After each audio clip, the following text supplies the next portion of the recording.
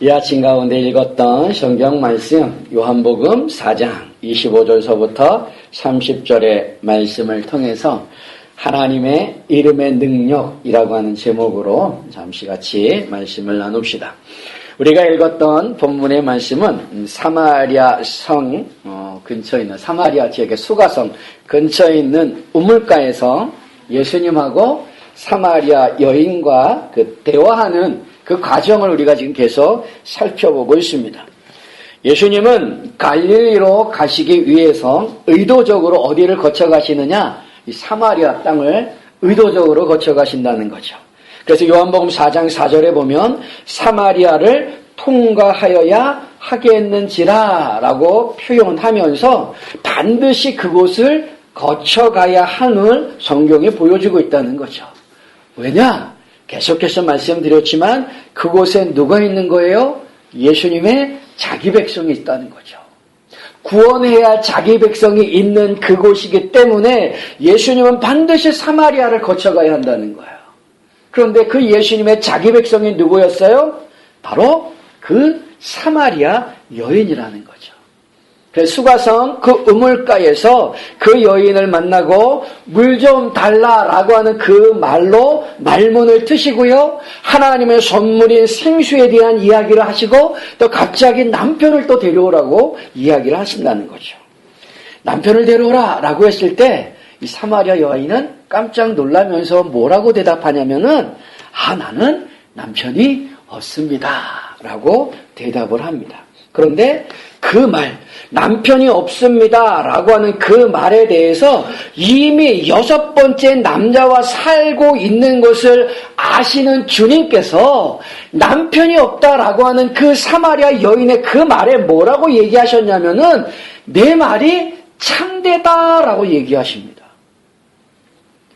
남편이 없다는 말에 내 말이 참되다라는 의미가 뭘까요? 이미 예수님은 6번째 남자와 살고 있는 걸 잘 알고 계십니다. 그래서 뭐라 그러느냐? 남편이 없다 하는 말이 옳도다. 너에게 남편 5이 있었고 지금 있는 자도 내 남편이 아니니 내 말이 참되다라고 얘기해요. 이상하잖아요. 남편이 없다 하는 말이 옳도다? 뭐라 그래요? 그 다음에 너에게 남편이 5이나 있었다고 얘기해요.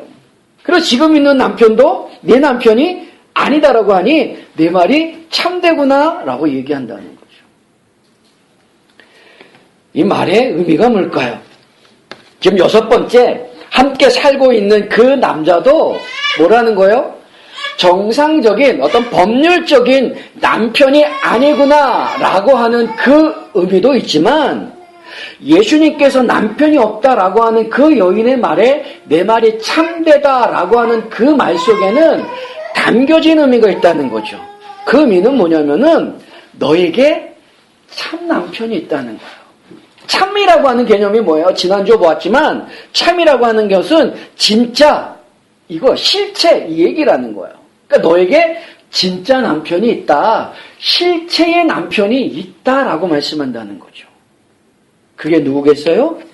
그게 예수님이라는 거예요. 왜냐?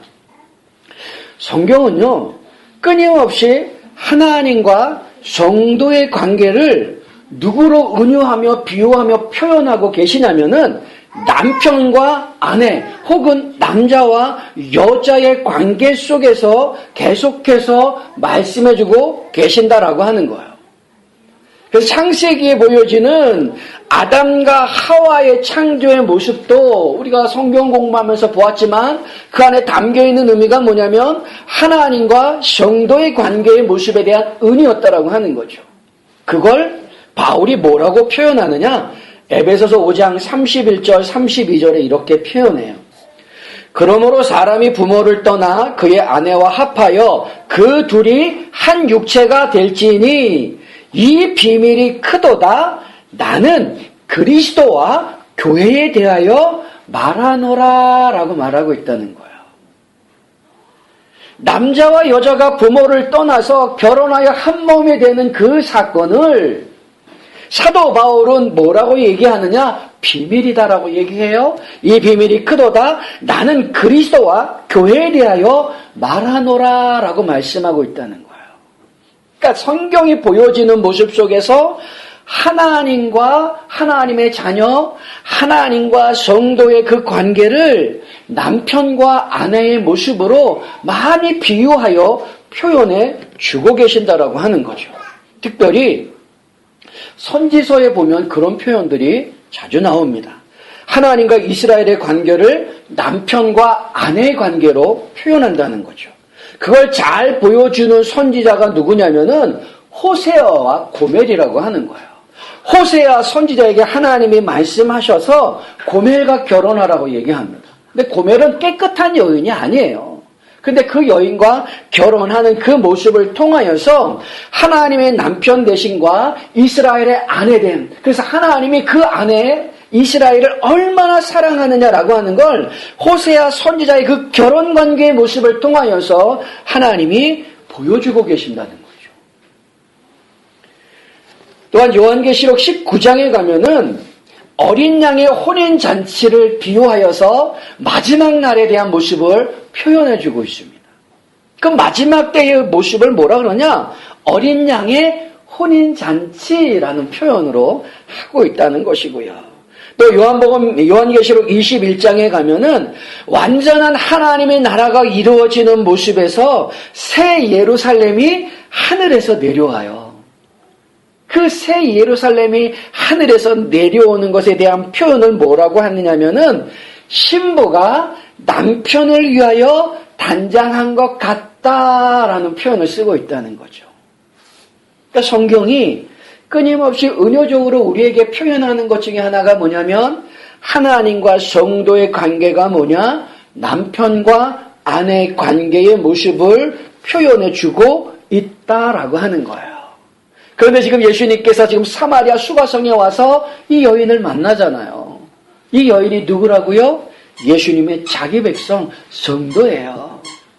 그래서 내 남편을 데려오라 라고 했을 때 나는 남편이 없습니다 라고 하는 그 말 가운데 담겨있는 의미는 지금 6번째 살고 있는 남자가 정상적인 남편이 아니다, 법률적인 남편이 아니다라고 하는 의미도 있지만 성도인 너에게는 참 남편, 실체의 남편, 진짜의 남편이 있다라고 하는 그 의미도 담고 있다는 거죠. 그 남편이 누구냐? 예수님이라고 하는 거예요. 자신의 삶을 들여다본 듯한 그 예수님의 모습에 사마리아 여자가 예수님을 뭐라고 표현하냐면 당신은 선지자군요 라고 표현해요. 그러면서 사마리아 사람들과 유대인들이 해먹은 예배의 문제를 거론합니다. 어디서 드리는 예배가 진짜 예배입니까? 그리심산에서 드리는 예배가 진짜입니까? 아니면 예루살렘에서 드리는 예배가 진짜입니까? 라고 하는 예배 장소의 문제를 묻는다라는 거죠. 그때 예수님의 대답은 뭐예요? 그리심산도 아니고 예루살렘도 아니고 하나님께 영과 진리로 예배하는 때가 왔다라고 얘기해요. 그래서 참 예배에 대한 그 말씀을 해주고 계신다라는 거죠. 근데 예배가 뭘까라는 거예요. 예배가 뭘까? 예배라고 하는 그 헬라어 원문의 뜻은 뭐냐면 입을 맞추다, 엎드려 절하다라고 하는 이런 의미입니다. 그런데 이 예배를 영어 단어는 뭐라 그러냐면 워십이라 그래요. 근데 그 워십이라고 하는 그 단어의 근원을 찾아 올라가면은 그 워십이라고 하는 그 단어는 어디서부터 왔냐면은 가치를 뜻하는 워스와 마음을 뜻하는 시브에 합쳐진 단어라는 거죠. 그러니까 예배라고 하는 단어가 어디서부터 왔느냐라고 하는 것을 영어의 단어로 찾아 들어가면은 예배라고 하는 것은 자기가 가치 있다라고 생각하는 것을 마음의 중심에 두는 것, 그걸 예배라고 하는 거예요. 그걸 워십이라고 하는 단어. 그래서 워스와 십이라고 하는 단어를 합쳐서 워십이라고 하는 예배라고 하는 단어를 만든다는 거죠. 우리가 가장 마음에 가치 있다라고 생각하는 게 뭐예요? 하나님이잖아요.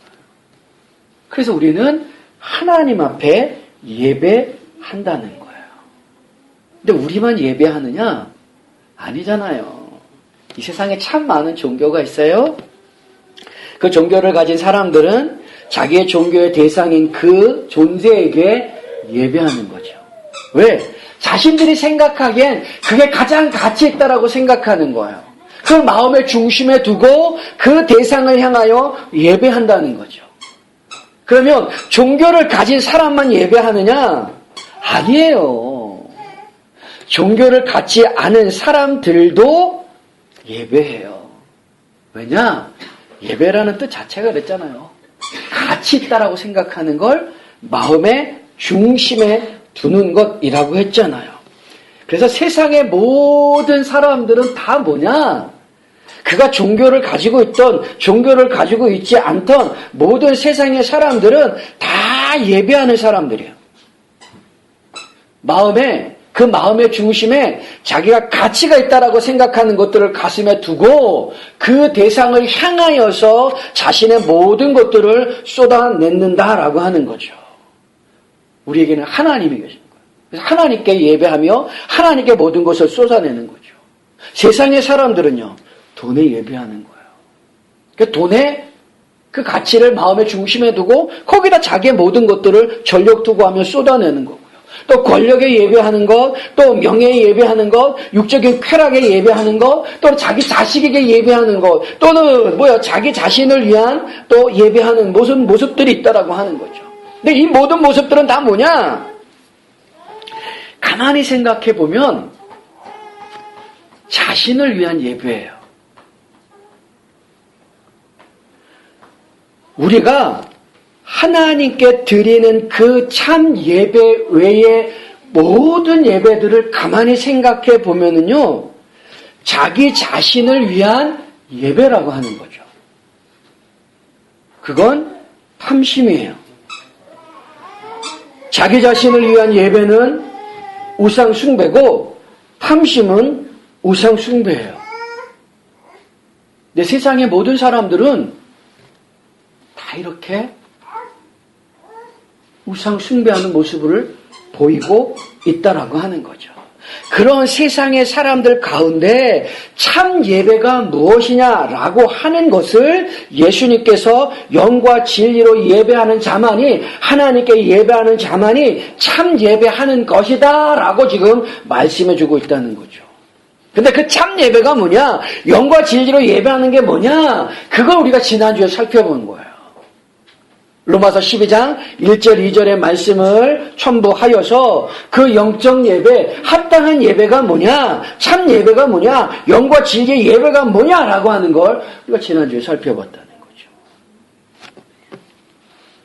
이렇게 참 예배에 대한 이야기를 할 때 사마리아 여인의 반응이 있습니다. 오늘 본문 25절의 말씀을 한번 보십시오. 25절에 이렇게 얘기해요.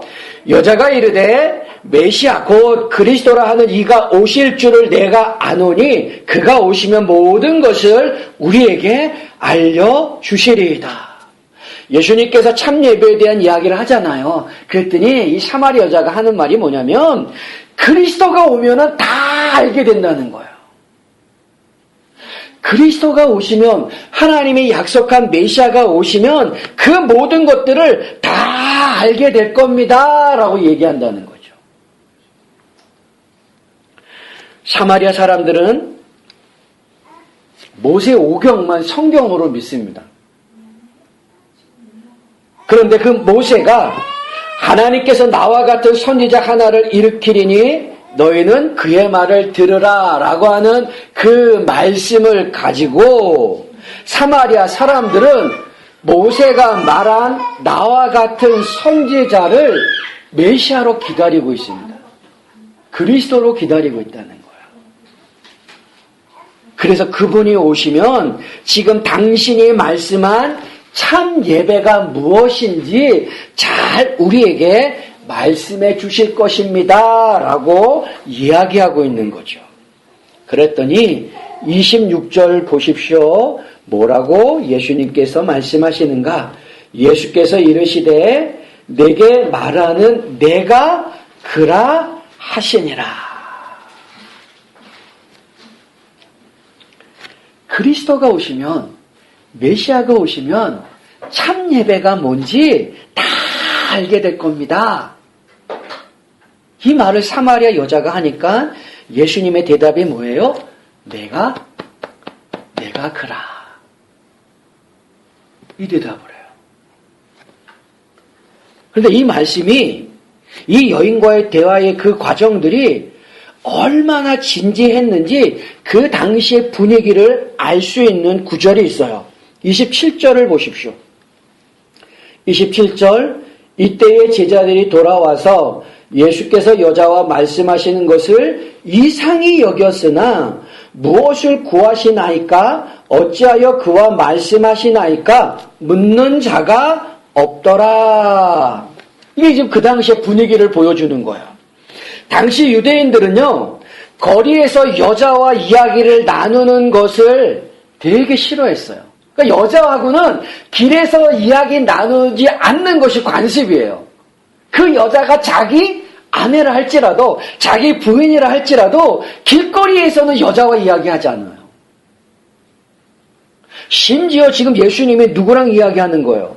낯선 사마리아 여인과 이야기를 나누는 거예요. 그러니까 제자들이 무슨 생각을 해요? 이상히 여겼대요. 우리 선생님이 왜 그러시지? 이 대낮에 그것도 낯선 사마리아 여자와 그것도 우물가에서 이야기를 나누시네? 참 이상하시다 라고 생각을 가지고 있었지만 뭐라 그러는 거예요? 무엇을 구하시나이까? 저 여자와 왜 말씀하고 계십니까? 아무도 묻는 사람이 없다는 거예요. 왜? 이 여인과 예수님과의 그 대화의 분위기가 너무너무 진지했다는 거죠. 감히 거기에 끼어들어서 예수님 이상합니다. 왜 저 여자와 이야기하세요? 말할 수가 없다라고 하는 거예요. 그런 분위기 속에서 아주 놀라운 반응 하나가 나타납니다. 그 반응이 뭐냐? 28절 서두를 보십시오. 여자가 물동이를 버려두고 동네로 들어가서라고 말씀해요. 잘 보세요. 이게 놀라운 반응이에요. 이게 놀라운 반응일까? 예수님 이제 무슨 얘기했어요? 참 예배에 대해서 얘기했잖아요. 진짜 예배하는 것은 이런 거야. 그때가 왔어. 라고 얘기했더니 사마리아 여자가 뭐예요? 그리스도가 오시면 다 알게 됩니다. 그랬더니 예수님이 내가 그라. 네가 말한 뭐라는 거예요? 그리스도다 라고 말씀하는 거잖아요. 그랬더니 이 여자가 보인 반응이 뭐예요? 물동이를 버려두고 동네로 들어갔다라고 반응하고 있다는 거예요. 가서 뭐 한 거예요? 28절서부터 30절 말씀 보세요. 여자가 물동이를 버려두고 동네에 들어가서 사람들에게 이르되 내가 행한 모든 일을 내게 말한 사람을 와서 보라. 이는 그리스도가 아니냐 하니 그들이 동네에서 나와 예수께로 오더라. 잘 보세요. 이 여자가 예수님이 내가 그라 라고 하는 그 한마디에 자기가 가지고 있던 물동이를 버려두고 동네로 뛰어들어가서 하는 말이 뭡니까? 와서 보라, 내가 그리스도를 만났다 라고 이야기한다는 거예요. 절 보십시오. 예수님이 지금 한 게 뭐예요? 예수님이 무엇을 하셨기에 이 여자가 이런 행동을, 이런 반응을 보이느냐라는 거죠. 예수님이 병을 고쳐주셨습니까? 예수님께서 오병이의 기적을 행하신 것도 아니고 죽은 자를 살려주신 것도 아니고 걷지 못하고 보지 못하는 자를 걷게 하시고 보게 하신 것도 아니에요. 그 어떤 이적도 표적도 기사도 행하지 않으셨어요. 단지 하신 말씀은 뭐예요? 참 예배가 무엇인지 그 말씀을 하시면서 내가 그라라고 하는 당신의 그리스도 되심, 당신이 메시아 되심 그 한마디만 했어요.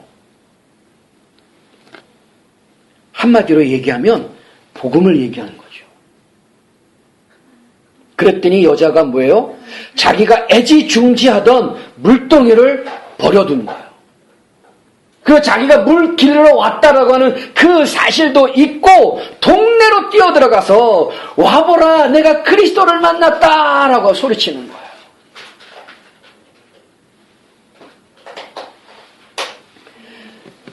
물이 풍족하지 않은 중동에서 물을 깃는 물동이, 이 물동이는요 여자에게 있어서는 전부나 마찬가지예요.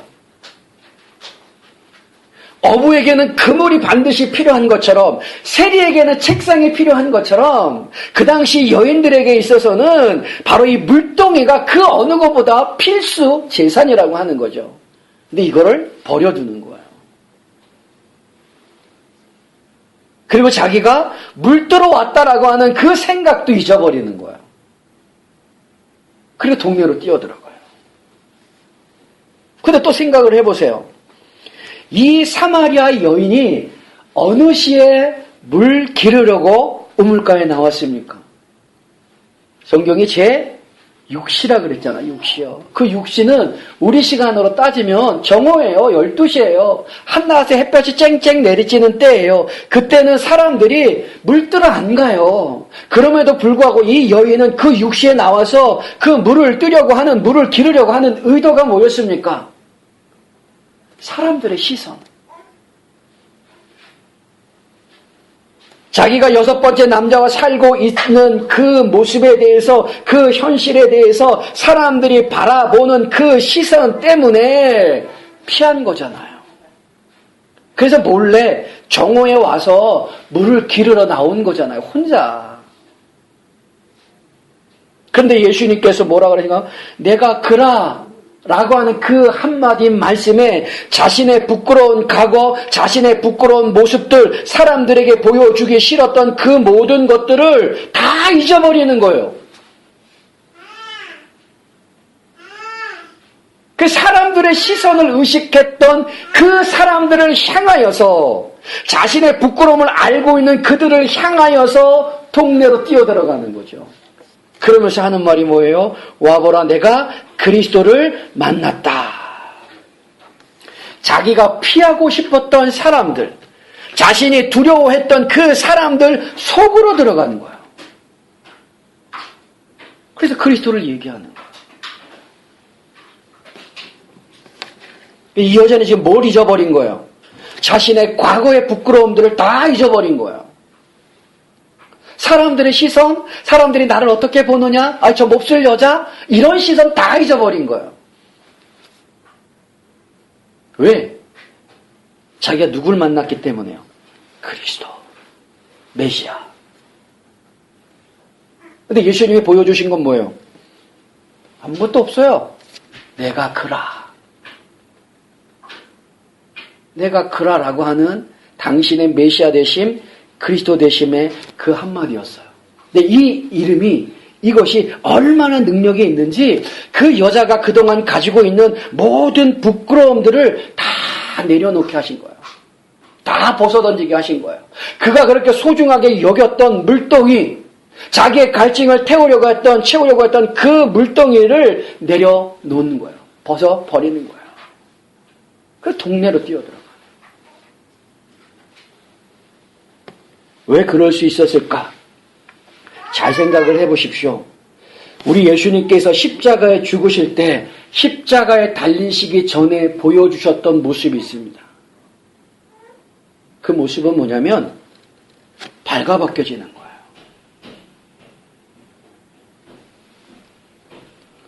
예수님이 입고 있던 옷을 벗기고 홍포를 입히고 예수님을 희롱하면서 했던 그 병사들의 모습이 있습니다. 마지막에 예수님은 십자가에 달 때 어떻게 했느냐, 홍포를 벗기고 예수님의 옷을 다시 입혔습니다. 그러나 입혔던 그 옷을 이 사람들은 제비뽑기해서 자기가 가져가는 거예요. 그러니까 예수님은 십자가에 달리시기 전에 보여준 모습은 뭐냐면 발가벗겨진 모습이에요. 아무것도 그 신체를, 그의 육체를 가질 곳은 아무것도 없었어요. 그게 뭐예요? 그게 우리의 부끄러움. 내가 감추고 싶어하는 그 그 부끄러움을 예수님이 그 발가 벗기신 채로 십자가에 달리시기 전에 그 발가 벗기신 채로 우리가 당할 그 부끄러움을 다 당하고 계신다는 거죠. 그 부끄러움, 내가 당해야 될 부끄러움들을 다 끌어안으시는 거예요. 벌거벗어서 부끄러워하는 아담과 하와의 두려움을 다 품으신 거예요. 그 나 대신 십자가에 지시기 전에 발가 벗겨지심으로 그 부끄러움을 다 끌어안으시고 십자가에서 죽으신 거예요.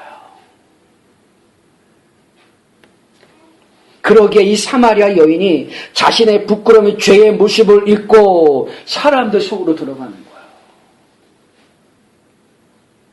가서 뭐라고요? 내가 그리스도를 만났다라고 소리칠 수 있다는 거죠. 이 여인을 변화시킨 건 뭐예요? 다른 건 아니에요. 내가 그라라고 하는 그 말씀 한마디예요. 근데 내가 그라라고 하는 이 말씀의 의미가 뭘까라고 하는 거죠. 내가 그라라고 하는 이 말씀은 헬라어로 에고 에이미라고 하는 건데 영어로 보면 I am 이거예요. 그냥 I am 나는 이거예요. 근데 이 단어가 어디에 나오는 단어냐면은 출애굽기에 가면은 모세가 호렙산에서 떨기나무가 막 불타는 걸 봅니다. 근데 나무는 그대로 멀쩡해요. 너무너무 신기해서 그것을 보려고 호렙산에 올라갑니다. 거기서 누구를 만납니까? 하나님을 만나는 거예요. 그리고 이스라엘 백성들을 출애굽시킬 그 사명을 그곳에서 받습니다. 너는 가서 내 백성들을 출애굽을 시켜라. 그랬더니 모세가 뭐라고 하나님께 묻냐면 이렇게 묻습니다. 사람들이 너를 보내신 하나님의 이름이 무엇이냐고 물은다면 무엇이라고 내가 대답해야 합니까? 라고 하나님께 물어요. 그러니까 너는 가서 내 백성 이스라엘 백성들을 출애굽을 시키라 그랬더니 하나님 내가 사람들한테 가서 하나님이 너희들을 출애굽시키라고 했다 라고 말한다며 사람들이 묻기를 네 하나님 이름이 뭐냐라고 물을 텐데 내가 하나님의 이름이 뭐냐고 그 사람들에게 대답해 주어야 합니까? 라고 묻는 거예요. 그때 하나님이 뭐라고 얘기하세요? 나는 스스로 있는 자라고 말해라 라고 하는 거예요. 여기서 스스로 있는 자, 이 말이 예수님께서 말씀하신 내가 그라, 에고, 에이미 같은 말이에요. 나는 스스로 있는 자, 이 말을 영어로 하면 I am who I am 이 말이에요. 나는 나야 이 얘기예요. 그 단어가 지금 예수님께서 그 사마리아 여인에게 해준 말이에요. 내가 그라, 나는 나야. 결국은 이 말의 뜻은 무엇이냐면 내가 그라라고 하는 이 말은 뭐냐면 나는 하나님이야.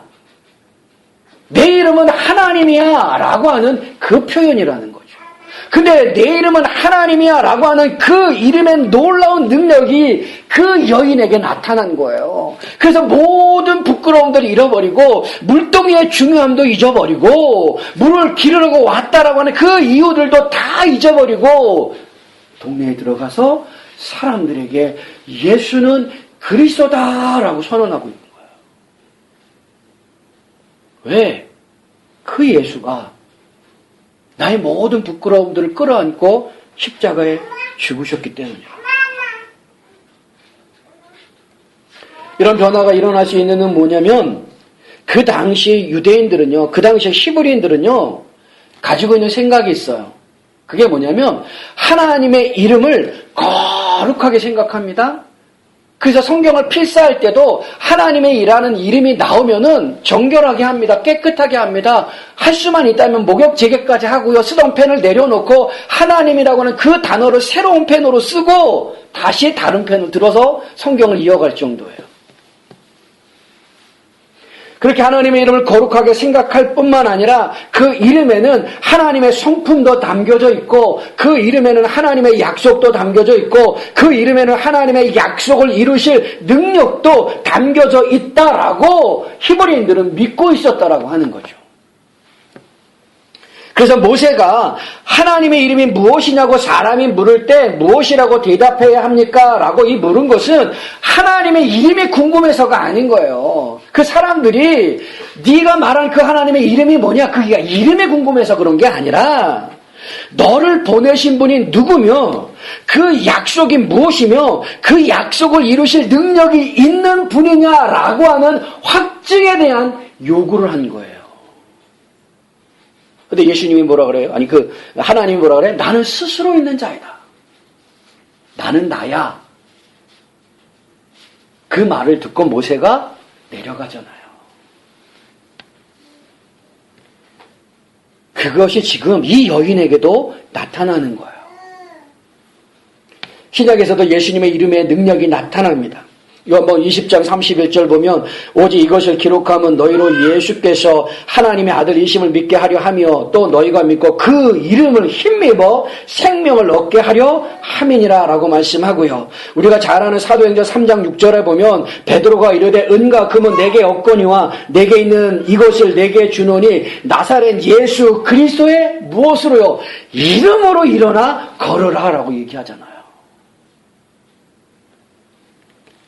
또 사도행전 3장 16절에 보면 그 이름을 믿음으로 그 이름이 너희가 보고 아는 이 사람을 성하게 하였나니 예수로 말미암아 난 믿음이 너희 모든 사람 앞에서 이같이 완전히 낫게 하였느니라. 그 이름을 믿음으로 낫게 했다라고 보여줘요.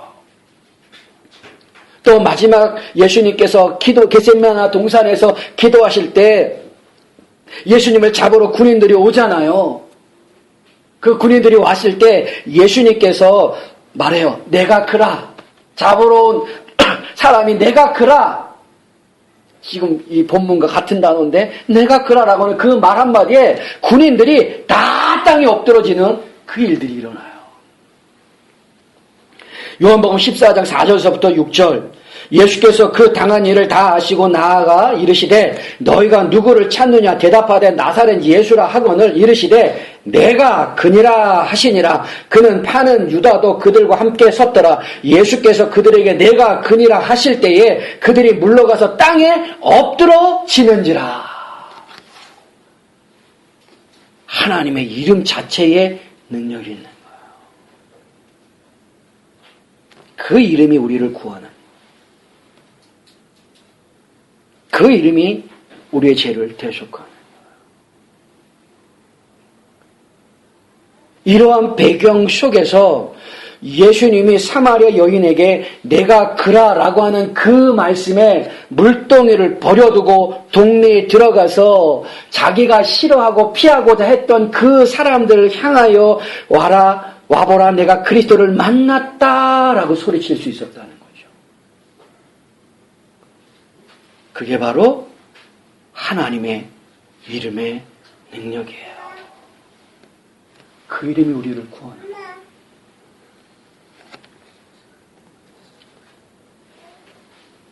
우리 얘기를 잠깐 하고 마치죠. 우리는 예수를 영접한 하나님의 자녀들입니다. 우리는 부끄러워하는 것이 뭐죠? 내가 부끄러워하는 거, 사람들에게 보여주기 싫은 게 뭐야? 가난, 질병, 내가 섬기는 교회가 작은 거, 못 배운 거, 직업이 좋지 않은 거, 돈이 없는 거, 내 자식들이 자랑할 거리가 없는 거, 부모의 못난 모습, 우리가 생각하는 부끄러운 모습들이 많이 있을 거예요. 근데 그 부끄러운 모습이 어디서 오는 걸까요? 그 사람들의 시선이잖아요. 적어도 내가 나를 생각할 때는 나의 위치는, 나의 배경은 이만큼은 됐어야 한다라고 우리는 스스로 생각해요.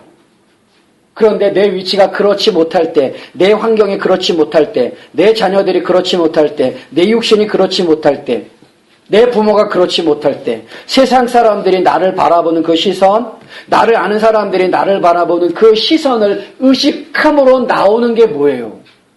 그게 부끄러워.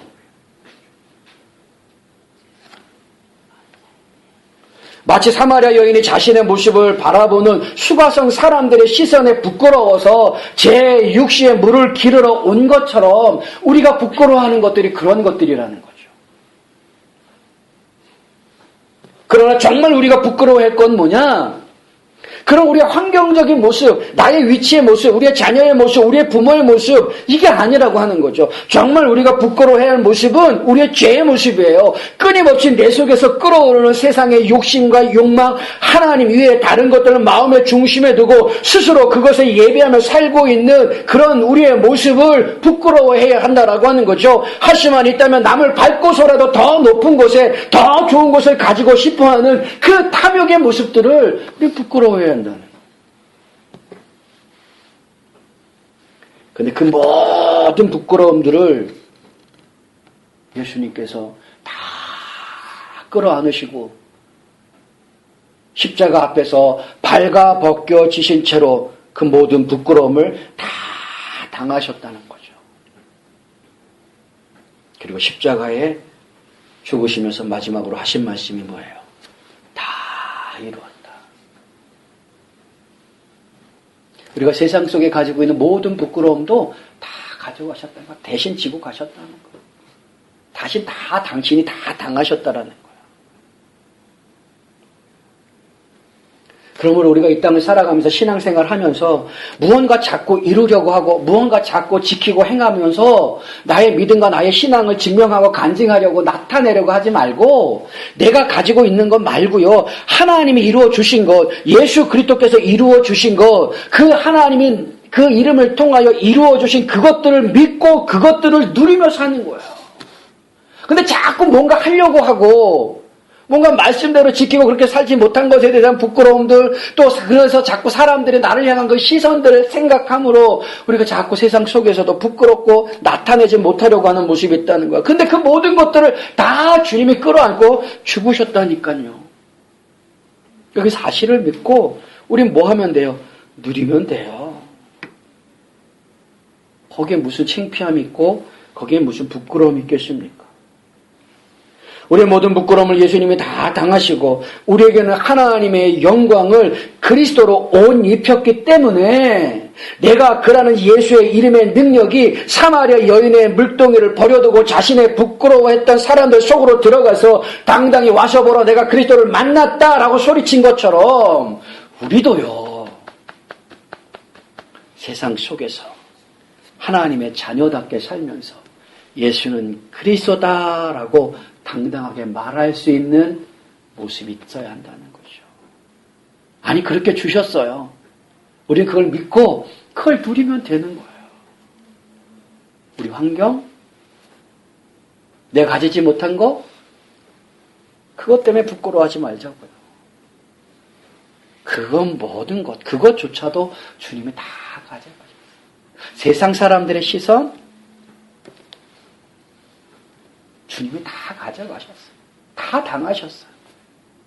우린 그걸 믿고 주님이 이루어놓으신 그 사실에 대해서 확신하며 세상 속에 들어가서 하나님을 위하여 주께서 내게 맡기신 그 일들을 당당하게 이루며 행하며 살아나가면 되는 거예요. 그게 예수 믿는 자의 삶의 모습이고 그 속에서 하나님의 이름의 능력이 나를 통하여 나타나는 거죠. 그런 귀한 모습들이 사랑하는 우리 귀한 누리교회 가족들에게 항상 함께 있기를 주님의 이름으로 축원합니다. 아멘. 기도하겠습니다.